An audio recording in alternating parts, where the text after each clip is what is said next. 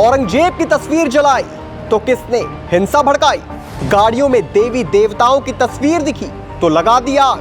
प्रदर्शन की आड़ में साजिश कर दंगे भड़काए। नागपुर में फैली हिंसा प्रमाण है कि औरंगजेब के नाम पर भड़काए गए कुछ दंगाइयों के सर से अब तक उसके नाम का नशा उतरा नहीं है। तभी तो उसकी तस्वीर जलाई जाती है तो शहर में दंगे भड़क जाते हैं, गाड़ियों में आग लगती है और जमकर पत्थरबाजी होती है।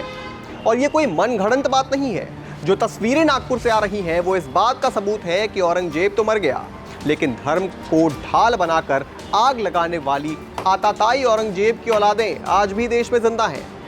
नागपुर दंगे से जुड़ी एक एक खबर, एक एक डिटेल बताएंगे आपको। बताएंगे कैसे सोच समझकर सिर्फ हिंदुओं की गाड़ी में आग लगाई गई और सिर्फ एक अफवाह के हवाले से पूरे शहर को दंगे की आग में झोंक दिया गया। पर सबसे पहले आप ये पूरा मामला समझिए। छत्रपति शिवाजी महाराज की प्रतिमा के सामने से औरंगजेब की कब्र हटाने की मांग को लेकर सोमवार को महाराष्ट्र में हिंदू संगठनों ने प्रदर्शन किया।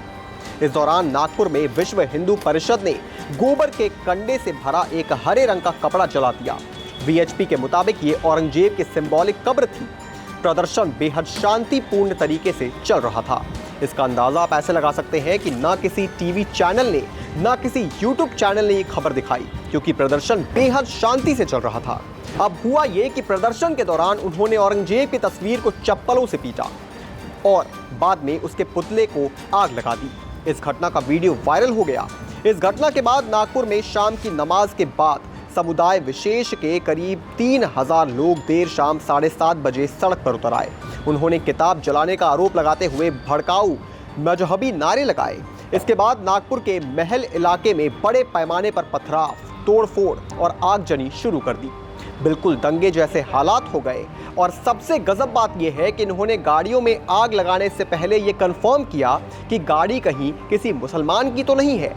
अपने मुंह को रुमाल से ढके दंगाइयों ने पहले तो गाड़ियों के अंदर झांक कर देखा। जिन गाड़ियों में उन्हें किसी देवी देवता की तस्वीर या मूर्ति दिखी, उस गाड़ी में दंगाइयों ने आग लगा दी। पुलिस पर भी हमला किया। डीसीपी निकेतन कदम कुल्हाड़ी के हमले से घायल हो गए। पुलिस ने आंसू गैस के गोले छोड़े। रात 10:30 बजे से 11 बजे के बीच ओल्ड भंडार रोड के पास हंसपुरी इलाके में एक झड़प हुई। जरा एक टाइमलाइन के जरिए समझते हैं कि ये चीजें हुई कब और ये चीजें क्लियर हो जाएंगी। विश्व हिंदू परिषद और बजरंग दल ने छत्रपति शिवाजी महाराज की प्रतिमा के सामने औरंगजेब की कब्र हटाने की मांग करते हुए प्रदर्शन किया। प्रदर्शनकारियों ने औरंगजेब का पुतला जलाया। घटना का वीडियो वायरल होने के बाद मुस्लिम समुदाय के लोग चौराहे पर जमा हो गए और धार्मिक भावनाओं को ठेस पहुंचाने का आरोप लगाने लगे। स्थिति तनावपूर्ण होने लगी और पुलिस ने भीड़ को तितर-बितर करने के लिए हल्का बल प्रयोग किया। इसके बाद कुछ मुस्लिम युवा दूसरे चौक पर पहुंचे, पथराव करने लगे, जिसमें घरों और दर्जनों गाड़ियों को नुकसान पहुंचा। दर्जनों गाड़ियों में आग लगा दी। दंगे जैसे हालात पैदा हो गए। औरंगजेब की कब्र छत्रपति संभाजी नगर से 25 किलोमीटर दूर खुलदाबाद में है। इतिहासकारों के मुताबिक 1707 में जब औरंगजेब की मौत के बाद बादशाह की इच्छा के अनुसार उसे खुलदाबाद में उसके आध्यात्मिक गुरु शेख जैनुद्दीन की दरगाह के पास दफनाया गया। औरंगजेब की कब्र साधारण मिट्टी की बनी हुई थी, जिसमें बाद में ब्रिटिश वॉरियर्स ने कर्जन ने संगमरमर लगवाया था। इस स्थान को ऐतिहासिक और धार्मिक दृष्टि से महत्वपूर्ण माना जाता है, जहां लोग आज भी श्रद्धांजलि देने पहुंचते हैं। तो सोचिए औरंगजेब इनके लिए कितना जरूरी है। तो यहीं से सवाल उठता है कि औरंगजेब के नाम पर इस तरीके का दंगा भड़काना जरूरी है क्या? क्या औरंगजेब भगवान है? क्या औरंगजेब की लोग पूजा करते हैं? जिस औरंगजेब ने गद्दी के लिए अपने पिता को जेल की काल कोठरी में डाल दिया, जिस औरंगजेब ने सत्ता के लिए अपने भाइयों की हत्या कर दी, जिस औरंगजेब ने अपने भाई का सिर काटकर उसे थाली में सजाकर अपने पिता के पास तोहफे के रूप में भेज दिया, जिस औरंगजेब ने अनगिनत हिंदुओं को जबरन मुसलमान बनाया, जिस औरंगजेब ने हिंदुओं पर जजिया कर लगाया, जिसने न जाने कितने हिंदुओं का नरसंहार किया, उस औरंगजेब की आखिर वो कौन सी औलादें हैं जो सड़कों पर आतंक का नंगा नाच कर रही हैं? देश, सरकार, कानून, पुलिस सबको तलवार की नोक पर तौल रही है। और एक बात बताइए, क्या आपको सिर्फ प्रदर्शन से दिक्कत है? जब देश में CAA के खिलाफ प्रदर्शन किए जा रहे थे, मुस्लिम समुदाय के लोग, महिलाएं, सड़कें सब जाम कर प्रदर्शन कर रहे थे, तब तो कोई हिंदू वहां पहुंचकर पत्थरबाजी नहीं करने लगा, तब तो गाड़ियों में आग नहीं लगाई गई, क्योंकि शांतिपूर्ण तरीके से प्रदर्शन करना आपका मौलिक अधिकार है। सरकार से सवाल पूछना आपका मौलिक अधिकार है। अपनी बात सरकार के सामने रखना आपका मौलिक अधिकार है। मगर वहीं जब एक हिंदू प्रदर्शन करे तो आप पत्थर चलाएंगे, गाड़ियों में आग लगाएंगे, दंगे भड़काएंगे, पुलिस पर हमला करेंगे। पहले जरा सुनिए इस मामले पर CM देवेंद्र फडणवीस ने क्या कहा है। उन्होंने औरंगजेब की कब्र हटाने का समर्थन किया है।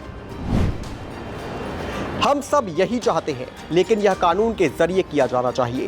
कांग्रेस शासनकाल में कब्र को पुरातत्व विभाग के संरक्षण में सौंप दिया गया है। औरंगजेब की कब्र हटाने पर CM योगी ने भी अपनी बात कही है। उन्होंने कहा है कि ये लोग औरंगजेब को अपना आदर्श मान रहे हैं। उनका पिता शाहजहां अपनी जीवनी में लिखता है, खुदा करे कि ऐसा कमबख्त किसी को पैदा ना हो। उधर शिवसेना उद्धव गुट के नेता संजय राउत ने कब्र विवाद को लेकर भाजपा नेताओं पर निशाना साधा। उन्होंने कहा कि औरंगजेब की कब्र मराठाओं के शौर्य का एक स्मारक है। यह आने वाली पीढ़ी को बताएगा कि किस तरह से शिवाजी महाराज और मराठा सैनिक आक्रांताओं से लड़ते रहे। लेकिन आप सोचिए कि एक इलाका जो शांतिपूर्ण इलाका है, वहां प्रदर्शन हुए, उसकी FIR हो गई और बात खत्म हो गई। अब कानून अपना काम करता है जो उसे करना था।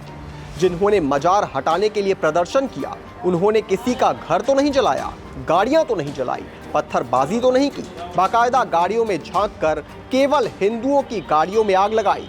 अब आप सोचिए ना, रात का समय, उस समय हम और आप क्या करते हैं? डिनर करते हैं, दिन भर की थकान मिटाने के लिए TV देखते हैं, सोने की तैयारी करते हैं।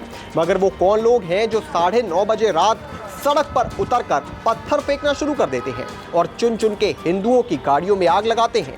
इस मामले में ही कुछ मुसलमान के बयान भी सामने आए हैं और कहा जा रहा है कि नागपुर तो हिंदू मुस्लिम एकता का प्रतीक है, यहाँ शांति रहती है।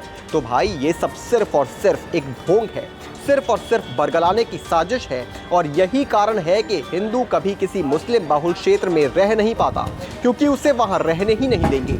जिस प्रकार से पाकिस्तान में हिंदुओं के साथ व्यवहार होता है, उसी तरीके का व्यवहार अपने ही देश में हिंदुओं के साथ मुस्लिम बहुल क्षेत्र में किया जाता है। और सबसे बड़ा सवाल ये कि अब कहाँ है राहुल गांधी, अब कहाँ है अखिलेश यादव? क्या राहुल गांधी TV नहीं देखते? क्या अखिलेश यादव अखबार नहीं पढ़ते? क्या उन्हें नहीं पता है कि इस वक्त नागपुर में क्या हो रहा है? जहां सरकार बनाने के लिए पूरा इंडी गठबंधन एड़ी से सर तक का जोर लगा रहा था, धर्म का चोला त्याग कर उद्धव ठाकरे मुल्ला बनने को तैयार थे। और इस राज्य पर दंगे भड़क रहे हैं तो इनकी कोई जिम्मेदारी नहीं है। धर्म की आड़ में वोट बैंक का खेल खेलने वाले नेताओं को लोगों के उजड़े हुए घर नहीं दिखते हैं। इसका जवाब इन नेताओं से जरूर पूछे जाएंगे। इस पूरी खबर पर आप क्या सोचते हैं दोस्तों, हमें कमेंट करके जरूर बताएं। और भी तमाम बड़ी खबरों से जुड़े रहने के लिए आप देखते रहें आय ऑन भारत।